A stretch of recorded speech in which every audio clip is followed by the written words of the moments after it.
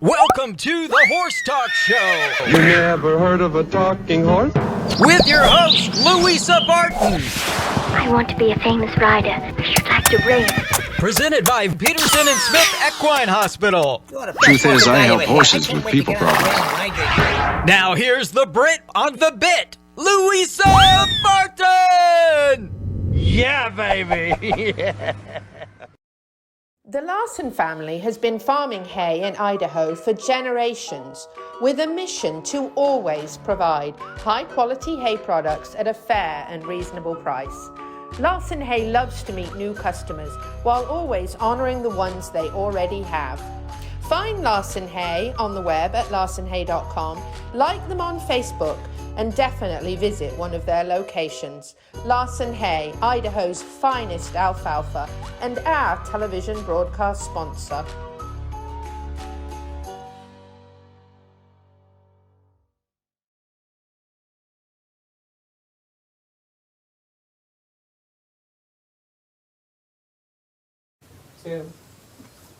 Welcome to the Horse Talk Show, presented by Peterson and Smith Equine Hospital and Complete Care.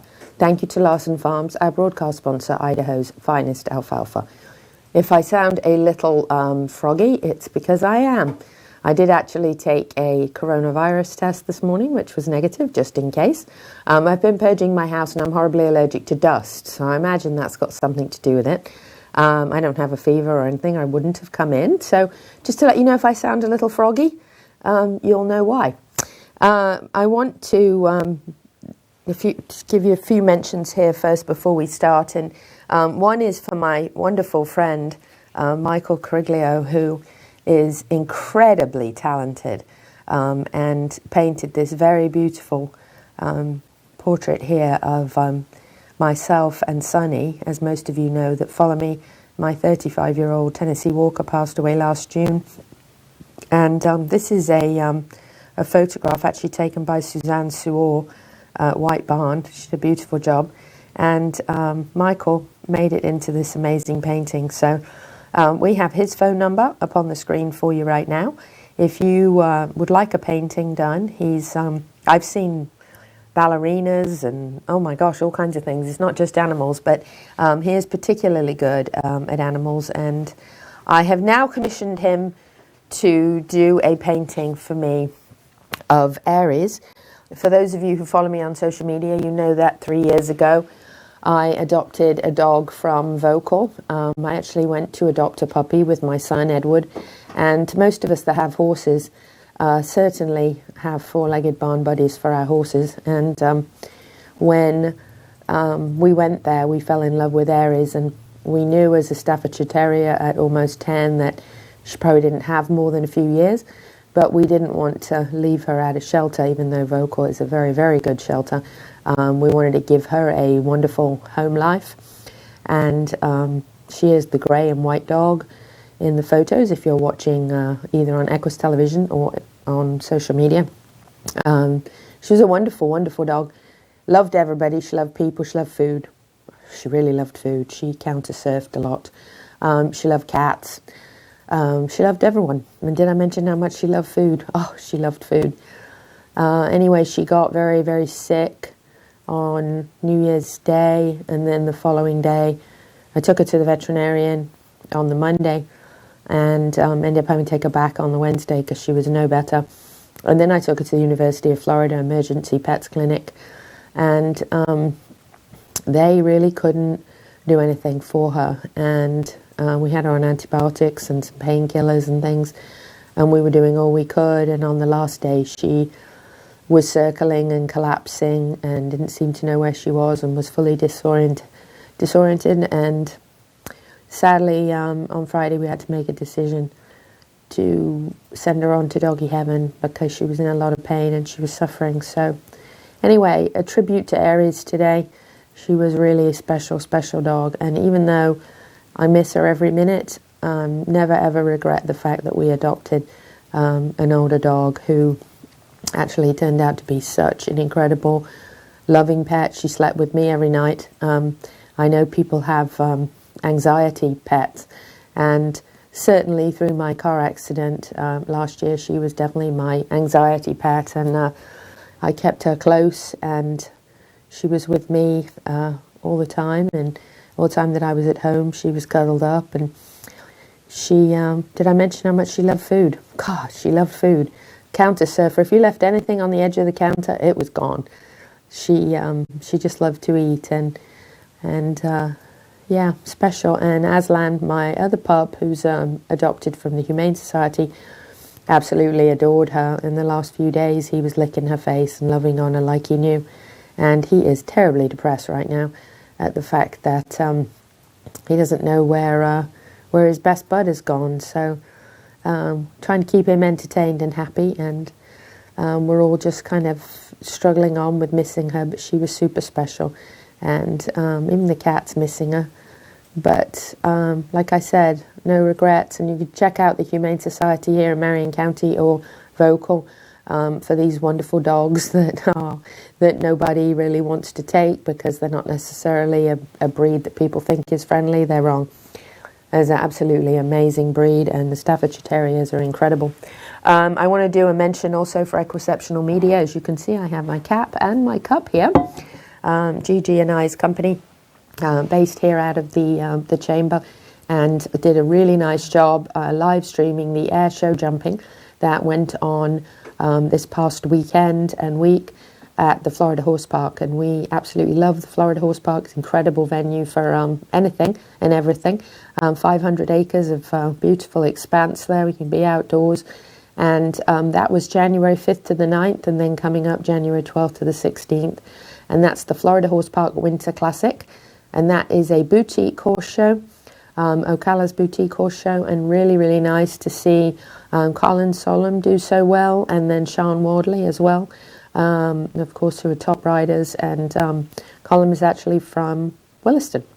Coming up also at the Florida Horse Park in February 12th, we have the Cowboy Ball, a classic dinner event with dancing, authentic cowboy music, and a lot of fun. Doors open at 6:30, and you can reach out to me, Louisa, at ocalacep.com, and email me if you're interested in attending. That's in conjunction with the Best of America by Horseback team, who will be taking out the trail rides on the Florida Greenway there from the Florida Horse Park. I want to thank the Florida Horse Park for supporting this event, and you can get signed up with Best of America by Horseback if you would like to do the rides, and you can reach out to me for the Cowboy Balls. Coming up, January the 20th, we have our Equine Initiative presented by Piranha, which is part of the Chamber and Economic Partnership here, and we are actually in the Chamber and Economic Partnership studios, Equine Studios. You can join us at the WEC Stadium. You can enter from Highway 40 and park in Expo Center 1, and you can come and join us Thursday the 20th at 3 p.m. for a tour and Equine Initiative meeting at the beautiful World Equestrian Center. Business after hours follows at 5 o'clock. Coming up at the Ocala Downtown Market, March the 9th from 12 to 7, we have the Equine Industry Expo, which is part of the Equine Initiative presented by Piranha. The presenting sponsor of this event is Miller & Sons Plumbing. Miller & Sons is fantastic. They love to come out to the farms and help you out. We're going to have horse breed expos, farriers, equine dentists, horse trainers, breeders. There'll be lots of employment opportunities for you to learn about, carriage rides, demos. We'll have equine-related vendors, regular vendors, as we do at the Downtown Market in Ocala. And we'll also have food trucks out here so that you can have a meal, have a lunch or a dinner out here at one of our wonderful food trucks that frequent the market. So that should be an absolutely wonderful event, and definitely a learning experience for our young people and our students who need to learn about the equine industry. I know there's a lot of students out there that really interested in the FFA and 4-H and do a lot of work with cows and pigs and sheep and chickens and even ducks and rabbits, and a lot of those kids haven't had that opportunity to actually have contact with the horse and learn about the equine industry, and there's so many jobs available in our area. So we certainly hope you'll come down.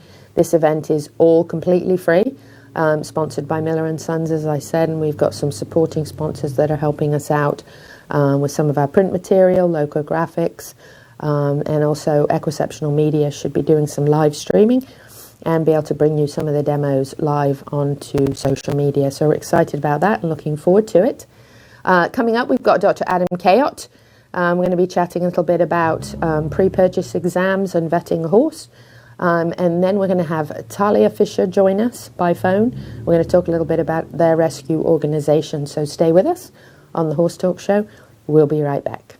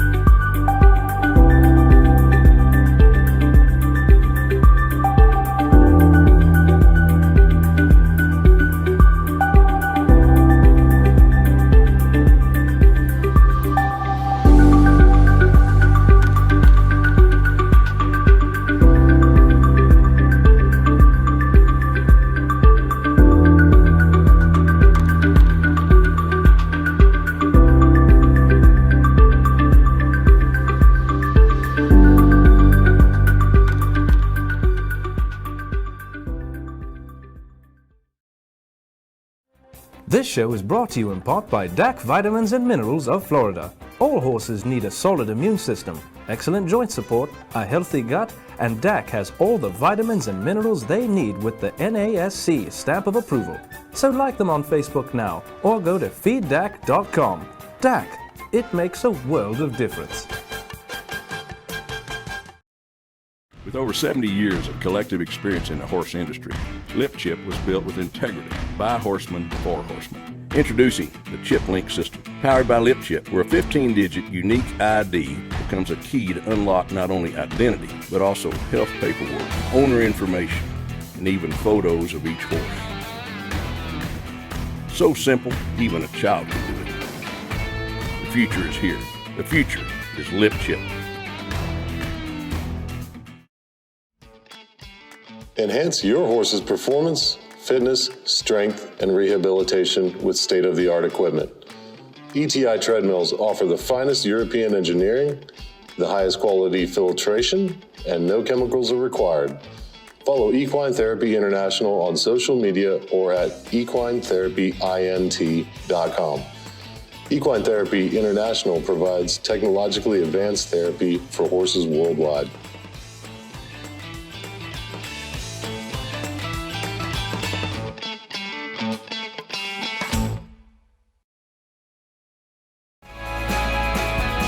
Hi, this is Hall of Fame jockey Mike Smith.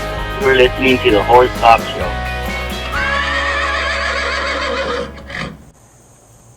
Back on the second segment of the Horse Talk Show, presented by Peterson and Smith Equine Hospital and Complete Care. Thank you to Larson Farms, our broadcast sponsor, Idaho's finest alfalfa, in the Chamber Studios in downtown Ocala, in the horse capital of the world, with Dr. Adam Cayot from Peterson and Smith joining us by phone. Dr. Cayot is the big time. He's got his hairdresser coming to his house. I'm pretty impressed, Dr. Cayot. That's pretty impressive. He's going to be as handsome as ever after his haircut. That's right. We certainly don't want to. We don't want to mess up this appointment, Dr. Cayot. Looking tight. Looking tight. Looking tight. Optics, very important. Speaking of that, I'm going to talk a little bit about pre-purchase exams and vetting and the importance of this procedure, especially if you have or are planning to make a large investment in a horse, and something that veterinarians are very complete, do a complete examination, and we're going to have Dr. Cayot talk a little bit about that. But one thing I was going to say, and Dr. Cayot will appreciate this, is have a clean horse when the vet arrives, because that certainly helps, right? That's right. That's right. That does help. Absolutely. That does help. I only work on clean horses. No dirty ones. No dirty, never, right? Oh, I'm in trouble. Mine are dirty most of the time. What's recommended if you have a barn, access to a barn or a stall, is maybe to bring the horse in a couple of hours beforehand, even if it's used to being turned out, just so that the horse isn't sweating, and if it's raining, the horse isn't wet. Give your veterinarian the best opportunity to give the most thorough examination that he or she can do, because it's certainly a lot easier with a clean and dry horse. So absolutely. And make sure you have somebody competent, especially if you yourself are not able to be there, or if you're the purchaser and you're sending the veterinarian out. Make sure there's a competent person that is actually able to trot a horse. And potentially ride a horse if that's part of the examination. So those are very important tips from just your ordinary, not big time person like me, but definitely helps. Yes, it definitely helps. Absolutely. What are some of the first things that you do when you go to see a horse for a pre-purchase or a vetting examination? What kind of is the first thing? Well, the first thing I do is a complete exam, physical exam. Mm-hmm. So, I think it's always important when you do pre-purchase exams for the veterinarian to basically do the same thing every time, so that you don't leave things out and you don't forget things. So if you have a same routine, then it just kind of happens and just kind of flows. Obviously, the new veterinarians, they have to kind of set that routine up. But certainly I've been doing it long enough. It's kind of automatic. I don't even think about it. But what I do is I just basically start at the head and I work my way to the rear end. I start at the head. I check the teeth. I check the age on the horse. First thing I always ask, how old is this horse? Even though I might know how old it is or how old it's supposed to be. I always look, how old's this horse? See if the teeth match up. Check the teeth. See if they need to be, floated or whatever. And then I look at the eyes, do an exam of the eyes. And then I start kind of just working my way back, listen to the heart, lungs, listen to the gut sounds, and then obviously take temperature of the horse, palpate down its neck, down its back to see if there's any soreness there. And then I go and I grab my hoof testers and I palpate down the legs, feel all the legs from top to bottom, see if I feel any abnormalities, any swellings that shouldn't be there or anything like that, or bumps that are concerning or of interest. And then I work my way to the hoof, and then I put the hoof testers on and see if there's any soreness to the hoof testers on all the way around on the feet.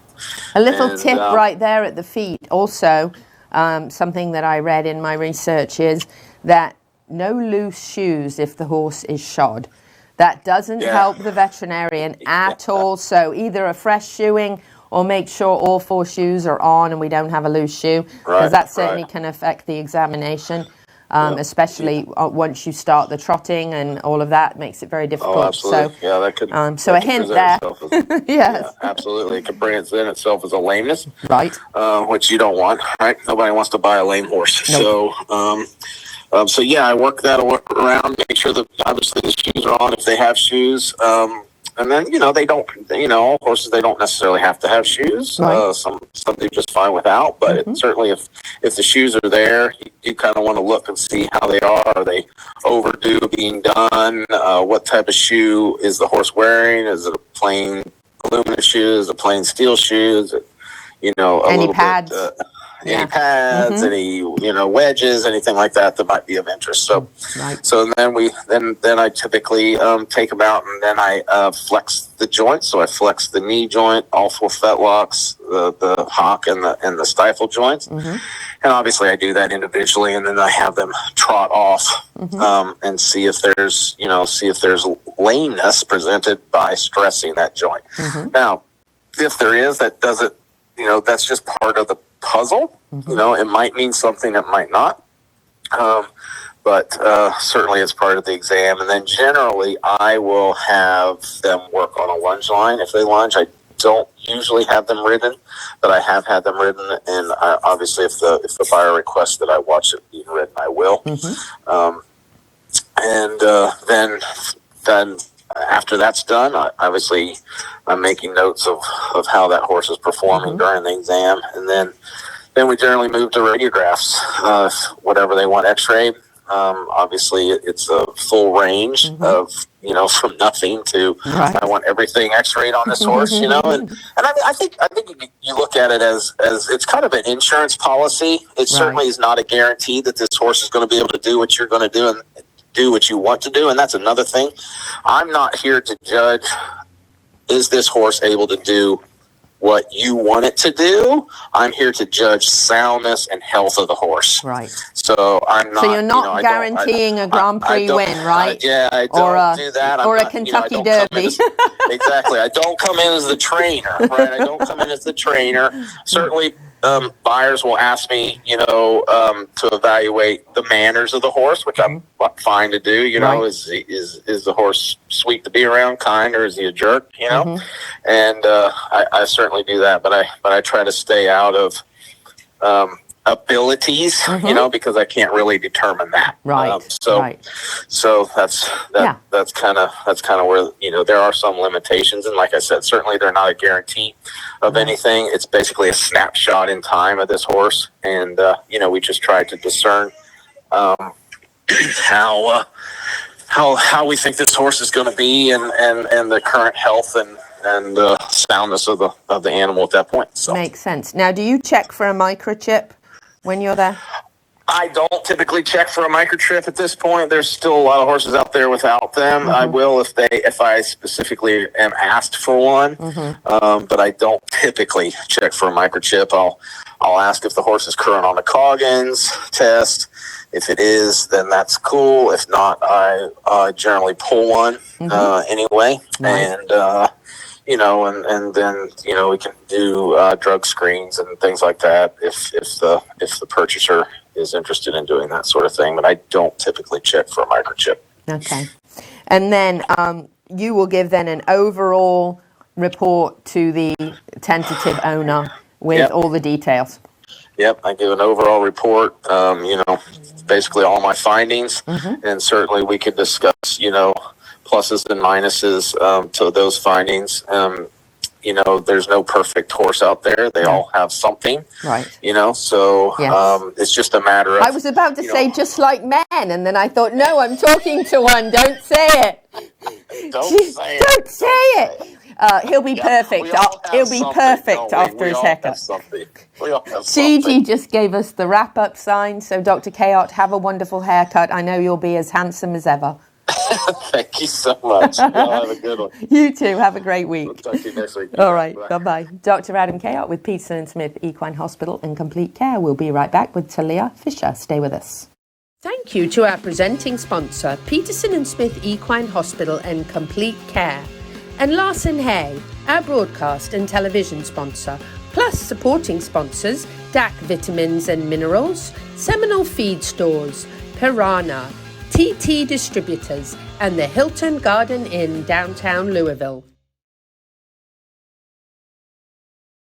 Peterson and Smith Equine Hospital and Complete Care seeks to be a leading international veterinary practice that provides state-of-the-art veterinary care to their patients while fostering professional relationships with their clients that stand the test of time. For 24/7 and the best in equine care, check out Peterson and Smith at petersonsmith.com or like them on Facebook now for more information. This show is brought to you in part by Seminole Feed Stores, family owned since 1934. Manufacturing fixed formula horse feeds with mindful monitoring and quality ingredients right here in Ocala in an all-natural, non-medicated feed mill. Seminole Feed, simply the world's best and safest feed. Like them on Facebook now or find them at SeminoleFeed.com.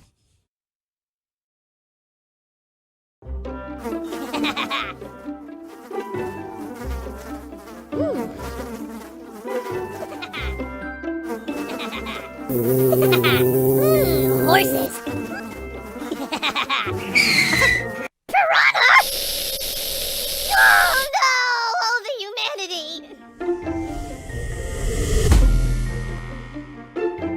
Oh, piranha.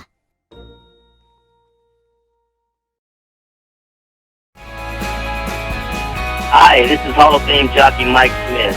You're listening to the Horse Talk Show.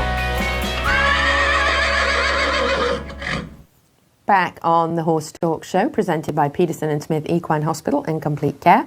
Thank you to Larson Farms, our broadcast sponsor, Idaho's finest alfalfa. I'm Louisa Barton. We are in the Chamber and Economic Partnership Equine Studios in downtown Ocala, in the horse capital of the world. Joining us now by phone, we have Thalia Fisher. She is from All Seated in a Barn. I hope I'm pronouncing your first name correctly, am I? You nailed it. Perfect. Oh, wonderful. I'm so glad. So, Thalia, tell us a little bit about what you do and kind of how All Seated in a Barn got started.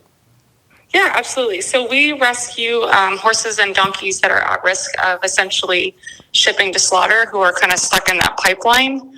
And so we got started by, we rescued a donkey. Well, I rescued a donkey back in 2018, and I had no idea what I was doing. I had never owned a donkey. I've only ever owned horses. And it took him about a month to get to me. But when he did, I literally started crying because he was the sweetest thing in the whole world.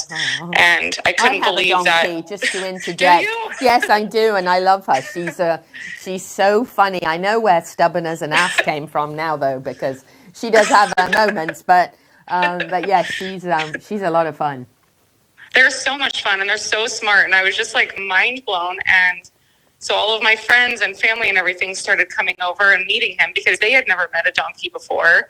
And it just turned into this thing where then all of a sudden we started educating people about like, oh, you know, they slaughter donkeys specifically for a tea and they use their hide, and to, well, you should start rescuing horses and donkeys. And then it led to me and three of my friends saying, you know what, why not? Let's try it. Let's do it. Let's see what happens.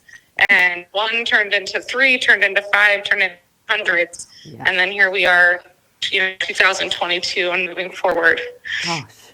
So actually you started this sort of right before the pandemic actually started. So this has been kind of a bit of a journey, I'm sure. And I'm sure that the pandemic probably brought about some situations as well that people were in hardship, problems. So how many acres do you have and how many horses do you currently have on the farm?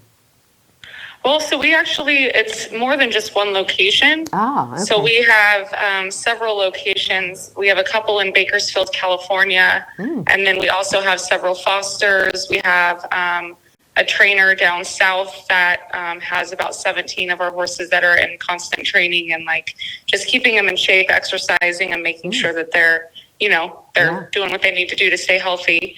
And then we've got horses in a quarantine facility in Texas and rented pasture quarantine in Texas. We've got horses at vet hospitals between California and Texas. So they're kind of spread out. Most of them are in California and Bakersfield, but then depending on the horses and what they need, they're shoveled around to different spots. Okay. Makes sense. So how do you go about finding them and rescuing them? And can you tell us about the most recent acquisition, I think, of 50 horses? Yeah, so most of our horses come from the auction. We do get a lot of owner surrenders, and we do take in horses from animal control here in Central California. I'm sorry, Thalia, can I interrupt you one second? Okay. I'm sorry. I was supposed to, my very efficient director reminded me to put a graphic warning up for people who are watching. If you are very sensitive, which I actually am and was when Gigi showed me the photos, but if you're very sensitive or offended or anything by horses in poor physical condition, this organization obviously rescues them in poor physical condition. So just want to warn people, if you're watching at the moment, you know, and you want to step away, if you're concerned about it bothering you, some of the photos may be a little graphic. So there you go. Sorry, Thalia. No worries. It's okay. No worries. And so, yeah, we get them and we get them healthy, and then we rehabilitate them, and eventually, if we're able to, then we adopt them out and find them homes. So some of these pictures you're talking about are some of the cases. Some of those horses actually came from some of the most recent auctions. Yeah. Oh my gosh, how terribly sad. What a gorgeous baby too. Oh. Yeah, he was just a little orphaned colt that was really, really sick. So he's actually still at the hospital. Several of the horses in those pictures are still at the hospital in Texas. Oh my gosh, it's hard to believe that anybody could let an animal get into this sort of condition. It's really heartbreaking, you know. It's Yeah, and I think the more frustrating thing is that people are being allowed to just take their horses and dump them at the auctions like this, and no one's being held accountable for it. And the horses aren't really given any sort of a choice. Oh my gosh. And so we're lucky that when we are there, we are able to find these horses and get them out and get them the help that they need desperately. So you basically go to auctions where you know there are horses that aren't going to get purchased by true new owners and that are in fact going to be loaded up for slaughter, and you purchase those horses at those sales and save them? Right, we do. We raise the funds, we stream everything live on social media, and the funds come in.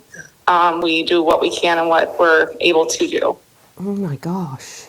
And you just know which auctions to go to because you're already familiar with the procedure.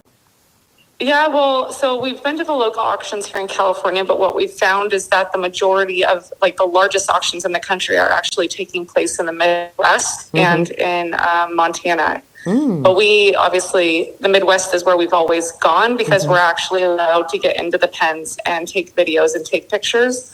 A lot of these auction houses don't let you do that because they don't want people to see what they're doing. So it's obviously easier to fundraise for money to help the horses when people are seeing where their money's actually going. Yeah. So a lot of our focus has been in Texas at the auction there, but like I said, we've done the local stuff, but it's hard when you're not allowed to take your cameras out and your videos and take pictures and document and show what you're doing. And these bigger auctions have traders and flippers from all over the country bringing horses from like California, Florida, Pennsylvania, Montana, Colorado. They're bringing them from all over the place because these auctions they have around 600 horses going through them in 2 days. Oh my gosh. Now we just, if you're watching on either Equus Television or on social media, we just saw some really horrific graphic photos of a horse whose rump was clearly started with some sort of a sore, and I don't know what it turned into, but I've never seen anything like it in my life. Can you tell us a little bit about that? Yep, that's Phoenix. So him and the horse with the big, huge, swollen leg, they were actually sold directly to the kill pen. So people are you're allowed to just wipe your hands clean, and they would have been shipped to slaughter if we hadn't been able to step in and get them. And they've actually, both of them are still at the vet in Decatur, Texas, and they probably will be still for several months. But yeah, they were the two, well, especially Phoenix is probably one of the most horrific cases of neglect I've ever seen in my entire life. Oh my gosh, I've never seen it. I don't understand how anyone could do this to an animal. I'm just, I can't even believe that, I can't believe that anyone could do this. It makes me want to go and save them all. Yeah, and like he sat there, I mean, that's an injury that's been like over a year in the making. Yeah. And nobody did anything about it. Like the horse sat there suffering, getting worse and worse and worse. Oh my gosh. So what happens to these horses eventually when you've rehabbed them and, you know, the veterinarians treated them and they're back healthy again? What is the next step then? Do you try to adopt them out? We do adopt them out. So we bring them back to California to our main facility. And then we start them under saddle. We kind of see who they are, what direction they want to go. What do they want to be? Who do they want to become? And then that helps us be able to set them up for success with their new home. My goodness, Gigi just told us 1 minute, and I have so many more questions to ask you. So we would love to. Do you want to do? We can do another segment. Are you available? Do you want to do another segment? Yeah, I would love to. Yes. So we'll wrap this one up and we'll keep Thalia on the phone with us, and we'll come back in the second half of the show with her, and that way I have a ton of other questions. So stay with us on the Horse Talk Show. Yeah. We'll be right back. Equestrians, it's time to take care of yourself as well as you do your horse. So get down to Pulse Center of Ocala.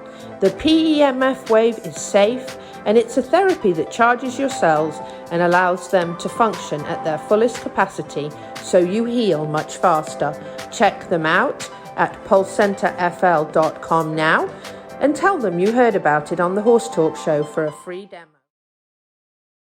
World-class equine rehab promoting faster recovery is available at the Equine Performance Center Ocala. Hyperbaric oxygen therapy, an underwater treadmill, a saltwater spa, an aquapacer, MagnaWave, a vibration plate, swimming pool, massage and laser therapies. With post-surgical care, memberships, packages and BOGOs, EPC delivers a rejuvenated horse through proven and innovative rehab. Like Equine Performance Center now on Facebook and find them on the web at epcrehab.com.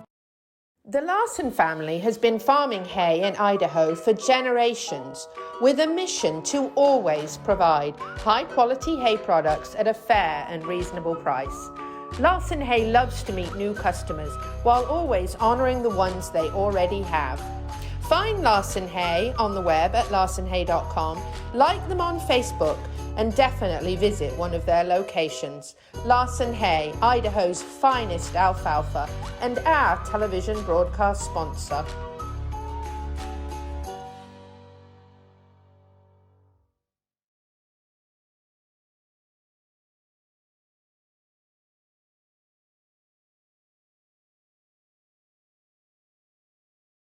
Welcome back to the Horse Talk Show.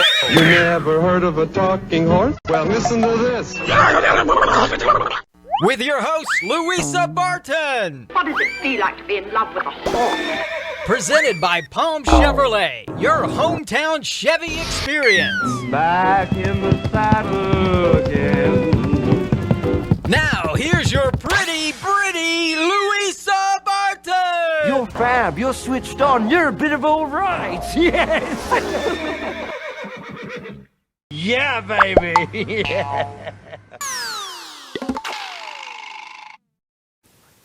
Back on the second half of the Horse Talk Show, presented by Palm Chevrolet, your hometown Chevy experience.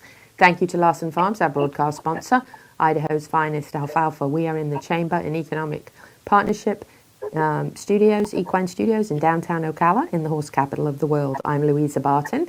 And on the phone, unexpectedly, we have a second segment with Thalia Fisher. And we do again want to give you like a graphic warning about the potential of seeing something upset you. They are very upsetting, but the work of All Seated in a Barn is incredible. And so we want to share the before and after with you so that you can see how very drastic the situation is, and also so that you can do what you can, your part to help. So, Thalia, we were watching a video that I would like to actually watch. We watched a little piece of it. Ian's going to put it up again, and I wanted to kind of ask you about the Mustangs. Yeah. So what's going on with the Mustangs? So it was really unexpected for us. I mean, we see the Mustangs at the auction a lot, and, we do what we can to bring some into our facility to get them, out of the bad place. But what we're also finding out, which I'm sure you're aware of, is that a lot of these BLM Mustangs are actually shipping to slaughter, which is illegal. And so we have one that was actually being tagged and shipped in front of us to send to slaughter, and we pulled him off of the truck, and he's at our place. His name is Sir Elton John, and he's beautiful. Now, how does that happen? How do they get to slaughter from the BLM? So they have an incentive program where if you adopt a Mustang and you keep it for a year, you can get a check for $1,000. Mm-hmm. And I believe you can do up to 4 Mustangs. So a lot of these families are going and adopting a Mustangs. They were doing 4 per person. They hold them for a year in their pasture, and then they turn around and they just sell them to traders and flippers who just make them disappear. There's no one to hold anyone accountable. So they're not checking the horses to make sure they don't ship. So it's a really easy loophole to make them disappear. Oh my gosh, that's so awful. Yeah. And so we were notified of a group of 18 Mustangs on Stroud Kill Pen in Oklahoma. And so I posted a video of them at Stroud, and literally they were pretty much on one of their last days before they ship them, because they only hold them for so long. There's so many horses. And so someone said to me, if I do a match for the amount of the Mustangs, would you guys save them? And I said, sure. Okay, let's do it.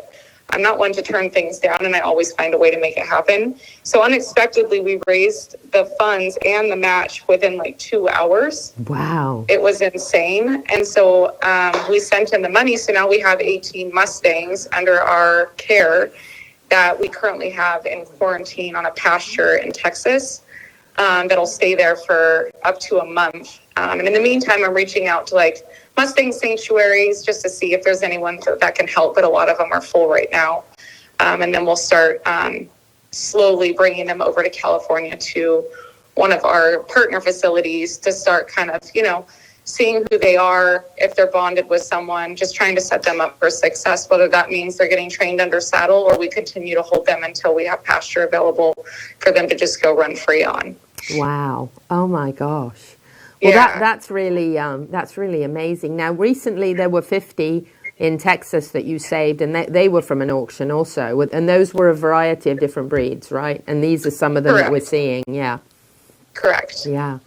My gosh. So you just went and seized 50 from a sale and paid whatever they had to be paid to get out. You did a live fundraising, got the money, and brought these animals, obviously in horrible condition, feet not done for clearly maybe years, and obviously starved to death.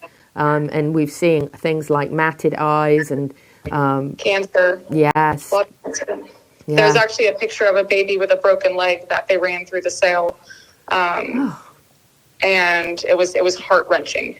And so we immediately, like when we see those kinds of cases go through, we immediately buy them, and the vet there in Texas is on standby. So we have a hauler that's just basically waiting, and then they immediately are taken straight to the vet. Oh my gosh. So this is not obviously an easy undertaking, nor is it an inexpensive undertaking. You are funded how? Solely by donations from people watching our social media.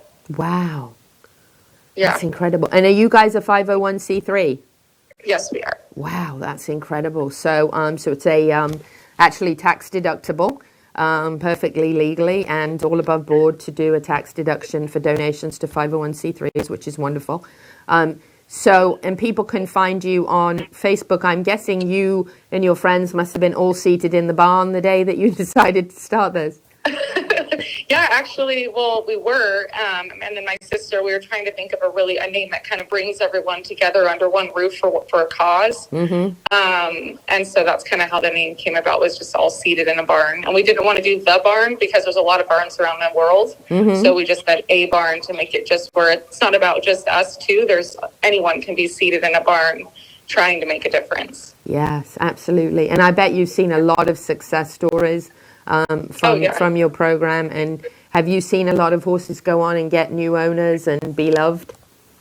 Oh yeah, I mean, in 2021 alone, we adopted out over 180 horses and donkeys.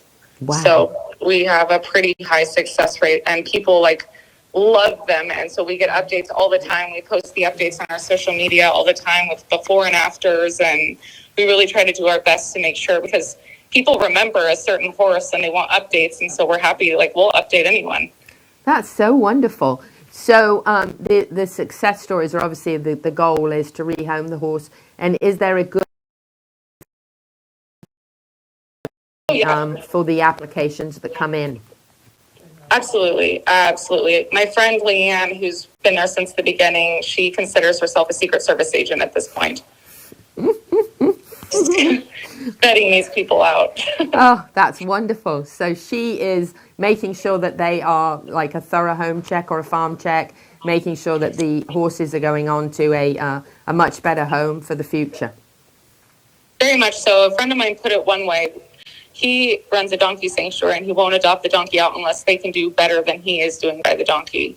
And so it kind of rings true. If they can take better care of this horse and give it a better life than what we're doing, then we will feel comfortable with you adopting the horse.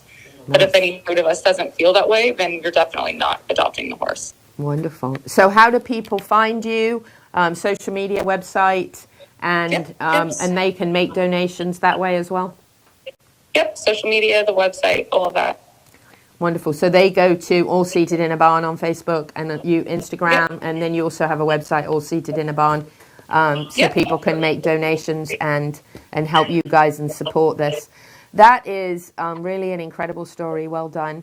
Thank you. We really appreciate you sharing this with us. And if there were not people out there in the world like you, there'd be a lot more suffering for these animals. So we are certainly very supportive of you and happy to share this. And we will continue to share your social media posts and your success stories. Thank you. I really appreciate it. Thank you, Thalia, so much for everything you do. And thank you for being with us on the show. You're welcome. Thalia Fisher with All Seated in a Barn. Some very graphic and sad photographs. We hate to share that on the show. We don't like to share that, but if we don't share the reality of what is happening, then we can't help them. So certainly a wonderful organization. I'm excited to share in the future with you their great success. Stay with us on the Horse Talk Show. We're coming back with Nick de Meric in just a few minutes. Thank you to our presenting sponsor, Palm Chevrolet, and our broadcast and television sponsor, Larson Hay, and also to our supporting sponsors, Equisafe, Nirvana Medical Spa, Showcase Properties of Central Florida, the Equine Performance Innovative Center, and Summit Joint Performance.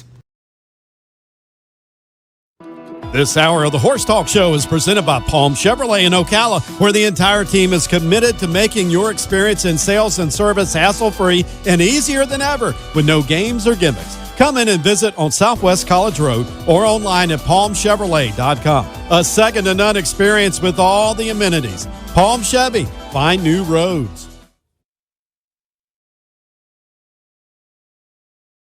Nirvana, Ocala's premier medical spa, is leading the way in great skin with all the newest in treatment options, offering prejuvenation for younger clients and rejuvenation for all ages. Nirvana knows you want to look your very best, but we've all seen people with the telltale signs of too much work. We want you to look like you, just better, brighter and younger, with all the newest and best in technology and all in the most beautiful surroundings. Like Nirvana Medical Spa on Facebook and find them on the web at nirvanamedicalspa.com. Become a better, brighter and younger you. Hi, this is Hall of Fame jockey Mike Smith. You're listening to the Horse Talk Show. Back on the Horse Talk Show here at the training track of Nick and Jackie de Meric and their family, Tristan and Valerie, all train here. This is a family operation. Nick is almost always on horseback when I see him, which I think is absolutely phenomenal. I guess you do that every day, right? Yeah, this is my office up here. I can fax and email and take phone calls up here, and I can also watch my horses. And quite frankly, I think this is really why I do this, because I just love the animals and I love riding. So I hate to stop doing that. Yeah. I know, that's right. Well, you know, they say if you keep getting on, you'll always be able to get on. Well, yeah, well, that's true. And this guy, I don't mind using a mounting block for this fella because he's kind of tall. But getting on is something I hope I can do for a long time to come. Well, the Queen, I think, is in her 90s and she's still mounting up. So it's a good sign. And she's riding side saddle half the time too, and I give her credit for that because I've tried it and it really hurts, you know. I can only imagine. I've never tried it.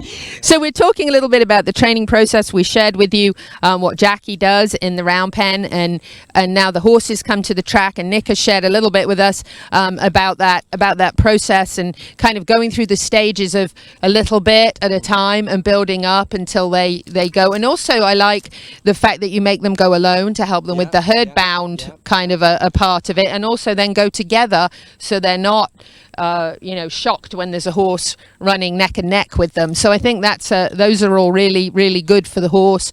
Get him used to kind of everything early on, so there's no surprises. We're trying to give them as well-rounded and education as we can, and trying to expose them to as much as we can. We're big believers in we don't kind of wrap them in bubble wrap. We take great care of them, but we have dogs milling around on the farm. We have peacocks fanning their tails and shaking them, and they see all that from the first day they set foot on our place.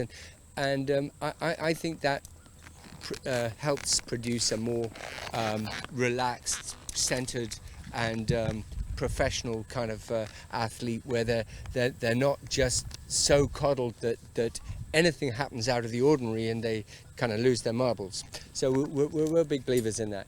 But just carrying on from where we were, I was explaining about gradually incrementally increasing the length and distance of their gallops.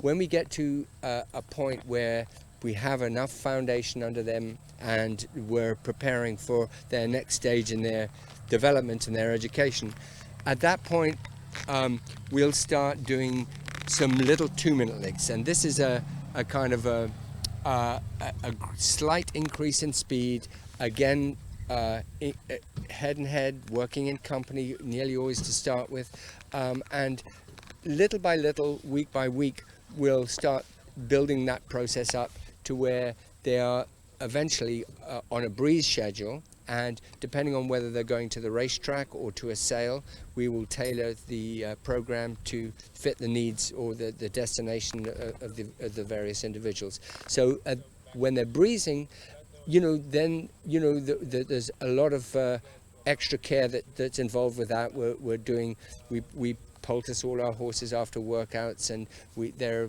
cooling out in the barn with coolers on, and they're usually getting body clipped and under blankets by this stage. And there's a lot of care involved as the kind of regimen increases and the pressure increases. So we're trying to prepare them mentally and physically for their careers at the racetrack or their destination at a 2-year-old sale, if that's what it's going to be. So again, when we get them to their various destinations, whether it's to a trainer at the track or to a 2-year-old sale, that's when we find out how good a job we did or otherwise, because if they come unraveled when they're in a different environment and they develop problems such as tying up or they mentally, they're fussy in the stall or they stop eating, all of those kind of things are indicators that maybe we could have done something better with them at home. So we're trying to make the trainer's job as easy as we can with what we do with them at home, and we're also trying to help these babies in that transition to make it as painless as possible.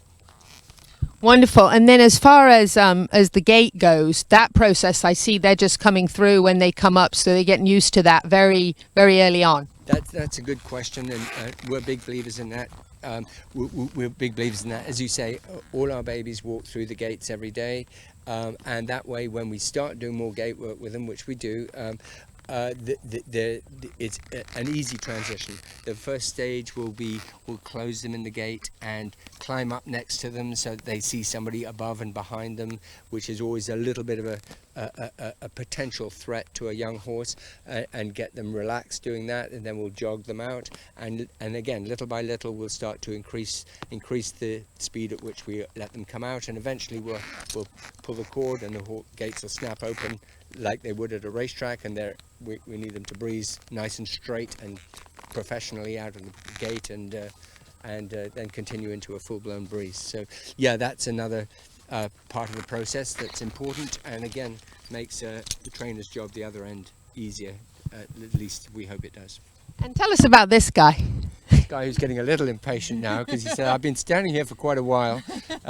This guy is a coming 4. He'll be 4 in January, off-track thoroughbred. He's one I bought as a yearling, and I was always particularly fond of. He's just got a very, very sweet nature and a lovely, lovely, soft, gentle stride on him, a very, very comfortable ride. and he's just learning how to be a pony, and he's not doing a bad job. I think he's going to make a really nice pony, although he's a little bigger than most of them. But that's okay. And if he doesn't do that, we'll make an eventer of him or something.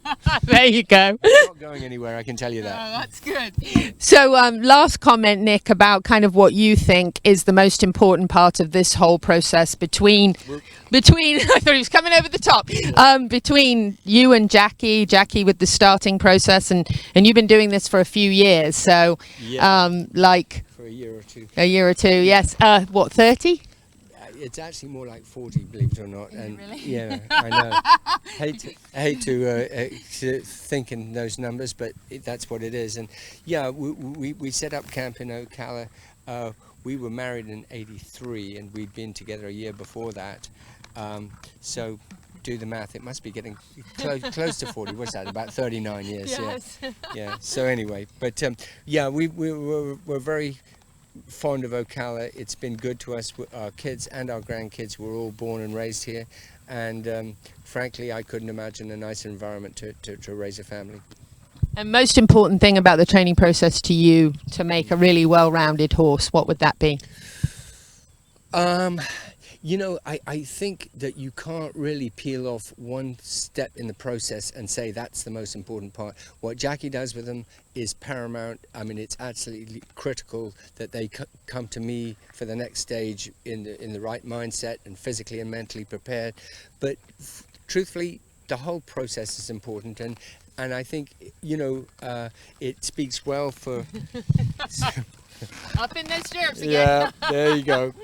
It speaks well for our staff, and many of whom have been with us for a long time, that this guy's a heavy drinker, in case you were wondering. Yeah, it speaks well for our staff who are a marvelously loyal and well educated group in terms of the way they handle these young horses, and without them, frankly, we couldn't do it. We could do it with half a dozen, but to do it on the scale we do requires dedication and skills of our long-term staff, and I would give them a ton of credit for what we do. It takes a village. Nick de Meric in action. Lovely to see you in action. Thank you so much for sharing the process with us. All in action, pony included. It was my pleasure. Thank you. Nick de Meric here, and our friend has a comment, I think. Louisa Barton for the Horse Talk Show, learning about how to train a winner to make it to the top. Thank you to our presenting sponsor, Palm Chevrolet, and our broadcast and television sponsor, Larson Hay, and also to our supporting sponsors, Equisafe, Nirvana Medical Spa, Showcase Properties of Central Florida, the Equine Performance Innovative Center, and Summit Joint Performance. World-class equine rehab promoting faster recovery is available at the Equine Performance Center, Ocala. Hyperbaric oxygen therapy, an underwater treadmill, a saltwater spa, an aquapacer, MagnaWave, a vibration plate, swimming pool, massage and laser therapies. With post-surgical care, memberships, packages and BOGOs, EPC delivers a rejuvenated horse through proven and innovative rehab. Like Equine Performance Center now on Facebook, and find them on the web at epcrehab.com. This show was brought to you in part by TT Distributors, dedicated to bringing their customers the largest selection of quality horse supplements, products, and farrier supplies in Florida at affordable prices. Also online at ttdistributors.com. Hi, I'm Alan Davies with Equine Therapy International. Today we're at Engineered Equine Performance, celebrating the new saltwater chilled treadmill. This particular chilled equine saltwater treadmill is a game changer. As you can see, the finest materials are used. The filtration system, coarse, fine filtration, no chemicals. We use UV, ozone, combination of filtration to keep the highest water chemistry standards. Being a saltwater unit, only the finest stainless steel and materials are used. That's important when it comes to longevity and cost of service over the life of the unit. This unit also has integrated massage jets with fine bubbles and coarse air bubbles for the therapy. The control system on this is Siemens industrial grade, top of the line technology, straight from Germany, but also serviceable here in the US.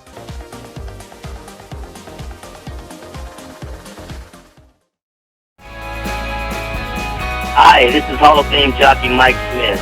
You're listening to the Horse Talk Show.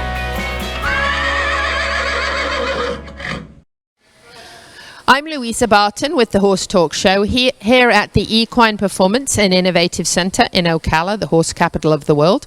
Most people who have horses have dogs, and how wonderful that Epic here has the option for rehab and therapeutic treatments for your four-legged dogs and horses. I think that's absolutely wonderful.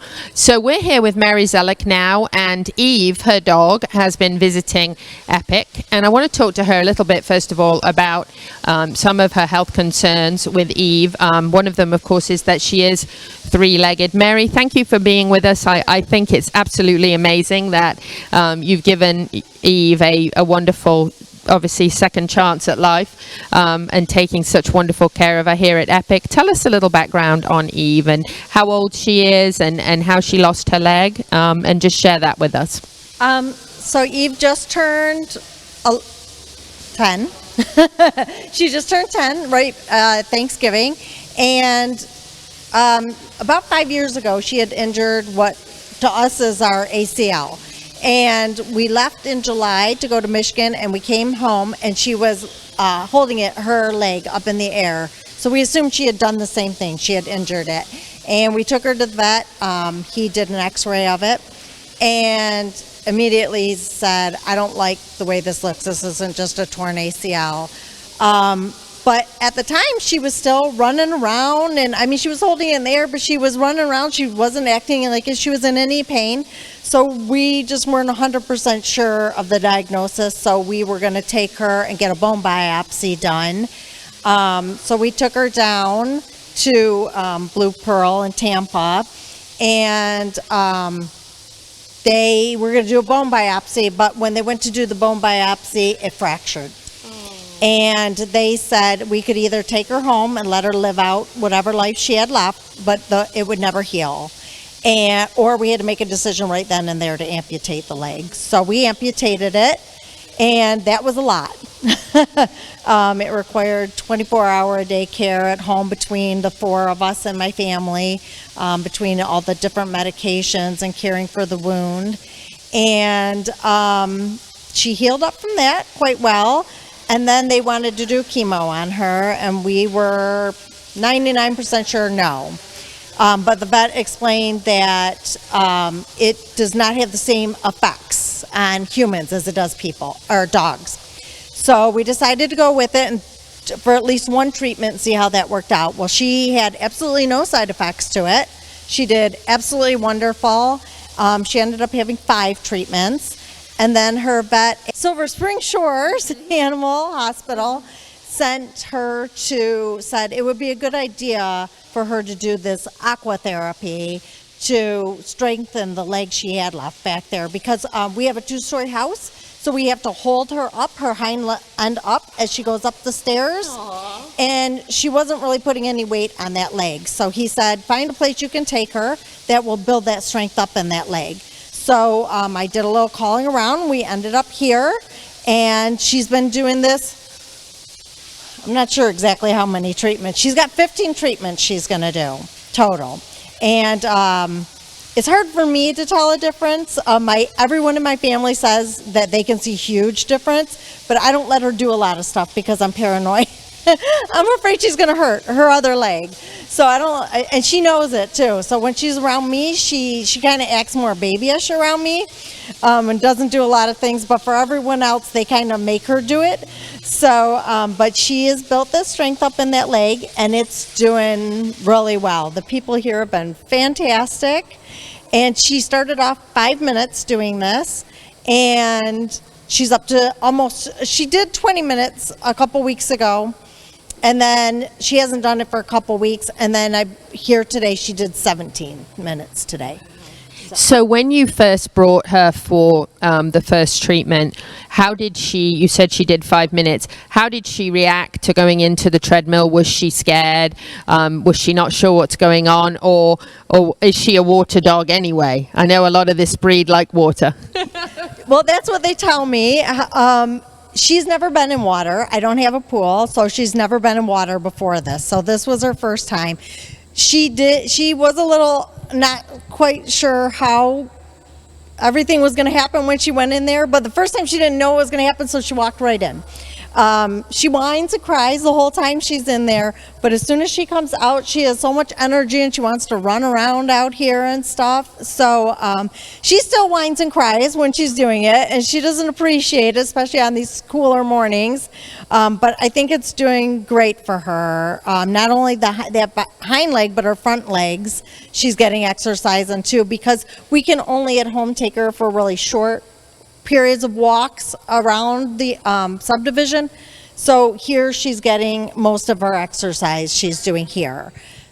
That's wonderful, yeah. And in the treadmill with the water adds extra exertion, obviously, and a fitness level without her really feeling that she's doing a lot. So that's really incredible. And we were watching her when she was in there, and there were moments when she would stop a little bit and go backwards, but then she would get going again, and she seemed to handle it very well, especially for only having 3 legs, right? Right, yeah. So when she goes in there, they fill the water up. We found that the higher we fill the water up, the easier it is for her, because it lifts her up, so she's able to stand a little more. So she's half swimming and half walking on the treadmill underneath there. The buoyancy helps lift her up and gives her support underneath. Wonderful. So yeah, she does really well. She does get tired in there, so you've seen she kind of goes to the back and she comes forward, and she's learned to cheat the system a little bit. So there's a little black pad at the top there, and she puts one leg on it and she'll do the but for the most part, yeah, we stand in front and kind of coax her to keep walking and keep moving. And she does really well in there. Like I said, she's up to 20 minutes, so she's doing pretty good in there. That's amazing. Now, the family members you said around you, she's a lot more careful, and you're a lot more careful because you're afraid of the other back leg having a problem. The other family members that you say have seen like big improvements, are they finding that she's playing more, she's more active, she wants to do a little bit more? She she does things better for them. Like she does, sometimes if I'm not looking, she'll jump up on the couch by herself, where normally if I'm watching, she stands there and she looks at me and waits for me to put her on the couch. So she is putting a little more weight going up the stairs now. I can feel that too, that she's putting a little more weight. I'll say to her, I'm just supporting you. You got to do all the work. So she, as far as playing, she has a sister at home. They're litter mates, and her sister wants to play with her, but she jumps on top of her and knocks her over. So she used to be the dominant female, and now her sister has kind of taken over that role. But she still, she still goes out in the backyard. She's a huge squirrel hunter, so she loves to hunt the squirrels, and she'll still chase after them in the yard, or she sees a bird in the yard, she'll chase after it. So she's been doing really well through all of this. It's been a lot for her. And when it first started, I was kind of like, what did we do? Well, maybe this wasn't in her best interest, but really, she's done an amazing job through all of this. It's going to make me cry. It's okay, you can. My sister from the very beginning has said, like, you need to do like almost like a blog to show other people who may have animals going through the same thing. That how wonderful. That it's good. That it's good for, that they can make it through something like this, because in the beginning her vet gave her weeks to a month to live. In July, and they said with the amputation she might get 4 extra months, and with the amputation plus chemo she should get between 10 and 12, with 20% of dogs living 2 years. Oh my gosh, so this is a miracle. She is our miracle girl. Yeah, wonderful. She is. Mary, I want to thank you. We have to cut to the end of this segment. Thank you, Eve, for being with us. What a miracle here at Epic. I love to hear the results of this treatment, giving her the best quality of life that she could possibly have. Louisa Barton at the Equine Performance and Innovative Center in Ocala for the Horse Talk Show. That's it, 30 seconds left. Can you believe it? Equine Performance and Innovative Center treating dogs very successfully, and we've got some great stories to share with you, including Gigi's in the future. Got to wrap it up from the Ocala Chamber Equine Studios here in the horse capital of the world. If you're not in the horse capital of the world, happy horsing around until the same time next week.